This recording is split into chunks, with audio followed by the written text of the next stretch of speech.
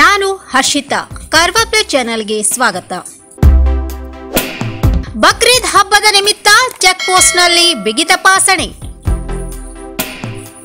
ಶಿರಸಿ ಬಕ್ರೀದ್ ಹಿನ್ನೆಲೆಯಲ್ಲಿ ನಗರ ಹಾಗೂ ಗ್ರಾಮಾಂತರ ಭಾಗದಲ್ಲಿ ವಿಶೇಷ ಚೆಕ್ ಪೋಸ್ಟ್ ಸ್ಥಾಪಿಸಿರುವ ಪೊಲೀಸ್ ಇಲಾಖೆ ತಪಾಸಣೆ ಬಿಗಿಗೊಳಿಸಿದೆ.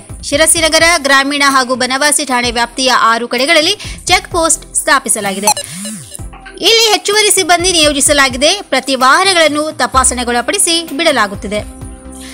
ಸೊರಬ ತಾಲೂಕಿನ ಗಡಿಗೆ ಹೊಂದಿಕೊಂಡಿರುವ ತಿಗಡೆ ಕ್ರಾಸ್, ದಾಸನಕೊಪ್ಪ ಸೇರಿ ಹಲವು ಕಡೆ ಚೆಕ್ ಪೋಸ್ಟ್ಗಳಲ್ಲಿ ಹೆಚ್ಚಿನ ನಿಗಾ ವಹಿಸಲಾಗುತ್ತಿದೆ.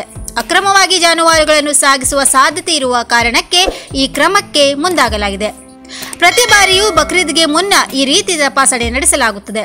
ಜಾನುವಾರುಗಳ ಕಳ್ಳಸಾಗಣೆ ಬಗ್ಗೆ ಈ ಸಮಯದಲ್ಲಿ ಹೆಚ್ಚುವ ದೂರುಗಳು ಬರುವುದರಿಂದ ಹೆಚ್ಚಿನ ನಿಗಾ ಇಟ್ಟಿದ್ದೇವೆ ಎಂದು ಡಿವೈಎಸ್ಪಿ ರವಿ ನಾಯ್ಕ್ ತಿಳಿಸಿದ್ದಾರೆ.